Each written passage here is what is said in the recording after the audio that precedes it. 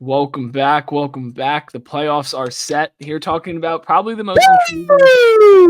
most intriguing play-in game we got. Eastern Conference 7-8 matchup between the 76ers and the Heat. Going to be a good one. Sixers are currently 5-point favorites at the time of recording this. We're going to give you all the information you need to know about their head-to-heads, what they've looked like as teams so far this season, key matchups and things to look out for, and then, of course, our game picks.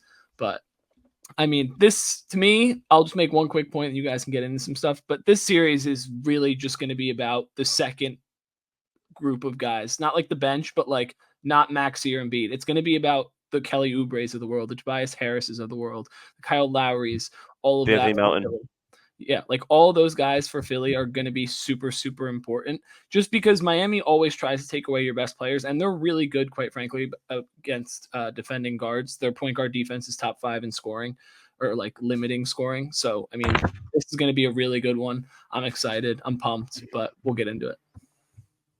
They've had a ton of success holding Embiid in general, and I've always theorized, maybe it's like a conspiracy theory, but I've always theorized that has a lot to do with Jimmy feeding them intel. I know his game has changed dramatically since they played together, but they're still close friends. And I just feel like there's been multiple times that they've done a great job on Embiid in the last couple of years. That's a fact. And I'd say that it's safe to say that Jimmy may have a chip on his shoulder, just like you said. Tobias Harris over me. Tobias over me? I think that chip still stays because Jimmy hasn't won anything. I know that he's been to the finals, last year against Denver, but they didn't get the job done. And I think that has something to say for the Heat. And when you carry that chip on your shoulder, when one of your biggest leaders carries that chip on their shoulder, they're ready to fight. They're ready to lead. We talked about the depth that they have. So I trust Philly. I see that Philly kind of has some pieces together with Maxey, Embiid, Tobias Harris, DeAnthony Melton. We see and Kelly Oubre, we see what they can be. But, losing Pat Bev, that's a big, momentum loss that you could have used going against an aggressive Miami with Jimmy Butler, Bam Adebayo, Tyler Hero is one of them cats, Terry Rozier now. Miami's very scary and very much a threat. So, yeah, no, I mean, Philly before Embiid's injury looked like one of the best teams in the league, and I think they would have been firmly in that number 2 spot, albeit if he didn't get hurt, which he did. So now they're sitting here in the 7. But like just looking at some numbers pre-All-Star break, they were first in turnover percentage. So like they don't turn it over. And even the full season stats, they're still second in turnovers. Like they don't give it up, which is really, really good, especially come playoff time. And one thing about Miami, as I said before, they're going to try and take away your best player. Embiid's going to get doubled pretty much every catch as long as it's in the short corner. Every time it's going to be a double team. So that's going to have to be that swing to the extra guy like a Kelly Oubre, who's going to have to hit threes in this game. And the Sixers don't really hit threes at that good of a percentage. They're 18th. So like that's one thing that I would look out for. Can the Sixers get hot? And if they can, I don't see a way where they lose this game. But, I mean, yeah, you mentioned it. Miami's got the guys to be able to compete for a championship, even when they don't have the guys. If you look at their team last year, on paper, wasn't that good. They made it all the way to the finals. So you can't really underestimate Miami. But, I mean, I'm excited. This game's going to be amazing. I'm so pumped. 100%. They're potentially the best scheming team in the NBA, or at least top 5. They have great schemes. What? The coaching is just different. Like, Spoelstra is just so good. They all have great schemes. They have great schemes for all the teams they play. But I want to real quick before we move off of the tertiary, not tertiary, but secondary players for the Sixers that are going to be huge. It's got to be a Melton game. It's got to be a DeAnthony Melton game. Like I know we mentioned him along with Oubre and company, but like him specifically, I feel like he's poised for a big game. Yeah, I hope he's one of them is going to have one of these games where I'm feeling special, but we might pause. Melton could be hurt, Finn, by the way. How so? He just played. No, he didn't play today, but he just came back from injury. Yeah, that's what I'm saying. He just played it like 2 or 3 nights ago. True. He'll suit up, dude. Come on. No, he will. But no. Also, real quick, we haven't talked about the Heat too much this year. We did one video on them. If you haven't checked that out, it's a little bit outdated, but it's still a banger. Go watch it. Duncan's been playing great ball this year. Just wanted to highlight. He's been attacking a lot more. Like he puts the ball on the floor way more than we've ever seen, and I think it's really unlocked things for him. Like he was basically unplayable for a majority of last season. Well, he's been defending a lot better. I know, defending. He's actually using his size because people think that he's like 6'2", 6'3". He's like 6'7" now. 6'8", 6'9", dude. Yeah, like he's a big guy. That's crazy. But yeah, he's been attacking a lot more. But I mean, he's been really good. I think one of these guys, like one of these bench guys or rotation pieces that aren't the name stars, are going to be the difference in this game. It's super important. There's no way that we just see a 35-point game from Jimmy Butler and Embiid, and down the stretch they're just going back and forth. I think you're going to see a random guy. I mean, it could happen. I'm saying, but it's not going to be the difference in the game. I think the difference is going to be if Kelly Oubre can give you 20, or if DeAnthony Melton could give you 20. Or something like that. It's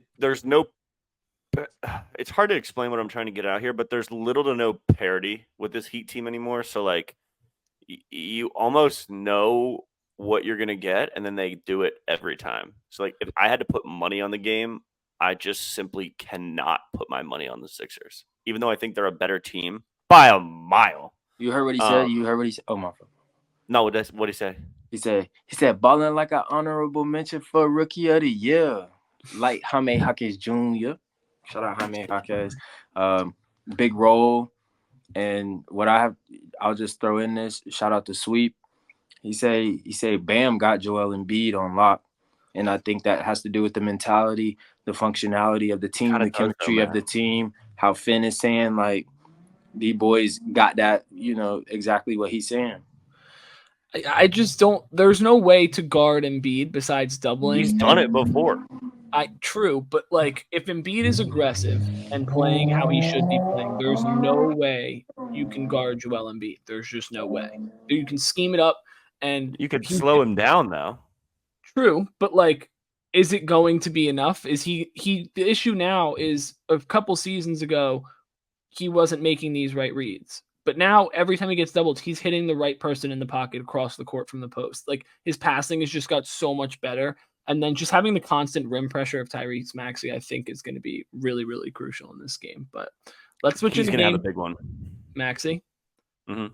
I think he's going to be quiet, to be honest, personally. Really? Then how do you win the game?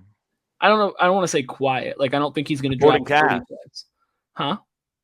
He said, how are they going to win the game? I said supporting cast. Yeah, I think the secondary tier of guys is going to be the difference in this game. I just do. That's what happens in the playoffs. Your role players going to step up. This game's in Philly too, so that's where role players play better. So, but let's get into game picks. I'm rocking. The Sixers are 5-point favorites, as mentioned before. I'm rocking with the Sixers in this one. I just think that Embiid and the rest of the guys, like, it's just going to be a little too much for Miami. And I've never been a believer in this Miami team. I'm sorry. You never have been. I haven't been, and I'm sorry. They just can't keep going on like this. I think they'll end up getting the 8th seed, but that's for another video. But I just think that this Philly team is something to be reckoned with, and I legitimately feel as though they could be possibly the second best team in the Eastern Conference. So I just don't see them losing to Miami in this game. I agree, but are the points out? Are the points out? The spread? Yeah. Or like the player points per game? No, the spread. 5. Philly by 5. Oh, did you just say that? I'm sorry. Mm-hmm. You want the points? I mean, nah, dude. I just think Miami's going to straight up win. Like I said, they're I'm comfortable saying they're a substantially worse team, and I still think they will win. But obviously, Embiid could go nuclear, and it's like... Yeah, no, I mean, that's fair. I mean, I'm not going to hold it again. Like, I think this game is pretty... Like, I think it's a toss-up. I just lean Philly. I just think you bet on the best player most of the time. And I think in a one-done game scenario, I trust Joel Embiid more than I trust Jimmy Butler. And I trust the team that's at home. But shout out Sweep of Bam has done such a good job with him. And they also collapse on him. And I know what you're saying about making the right reads now, that he does do that and he doesn't throw it away as much. But, like, those guys have to make those shots, or they have to hockey assist for the next play anyway. And I don't know if I trust them to do that. I don't know if I trust Oubre hitting a big shot with 3 minutes left in a playing game. Like, I do. I trust him. But well, you're just glazing at this point. Who's your pick, Slim? I'm going Miami. My brother really convinced me. Shout out to Sweeper again. But I have faith in Bam. You know, I just saw us get, you know, demolished by the Miami Heat going into double overtime. And a cat that I also really see who's starting to thrive is Nikola Jovic, which I think that, you know, if you know the eye test, you see, but you know, now he's definitely stepping up into that role. Spo is giving him a lot of minutes. When it comes down to it, it's about team, it's about functionality. And if we look at the Heat's bench, if we look at the Heat's bench compared to Philly's bench and who's going to be able to play and really show up in those moments, even coming from the starters, if you just look at the squad, the coaching, the organization in general, if you look at who's a better team, I think it's clear to see Miami is a better team. Regardless if Philly has the best player, it's team ball that's going to get you to win. It's the team that's going to get you to win. Miami has a rich culture, Heat culture, you know what I'm saying, in regards to winning and having what it takes to win, and that's rooted in a great foundation with Spo, and he instills that into all these guys, which makes them, you know, all of the dogs that, you know, makes the team up, you know, Bam, Jimmy, Tyler Hero, Duncan Robinson, Terry Rozier being a new addition. They got a lot of guys. I'm not going to disagree with you. But and so Haywood Highsmith, I think that, you know, he definitely shows up in the moment. You know, they got Nikola Jovic, just like I'm speaking. You got plenty of situations on there that even Philly at home, Miami finna go in there July the 8th, you know what I'm saying? And show Chicago what's up. Show these folks who are ahead of us that, you know, and have the advantage being at home, who it is that we are and what it is that we have, which is our depth and, you know, that building chemistry more than I would say these other teams for real. The NBA's done it again. I don't know how we get another Philly Miami. They do it all it's great crazy. cinema. And all these plans, the plans are great. All the matchups are great. So they are. The league is close, man. The league is close. So I'm pumped. You guys should be pumped. But if you enjoyed this video, like, comment, subscribe. All the other previews for series playing games are coming out. All the play-ins should be out by the time you're seeing this one. But like, comment, subscribe. Peace.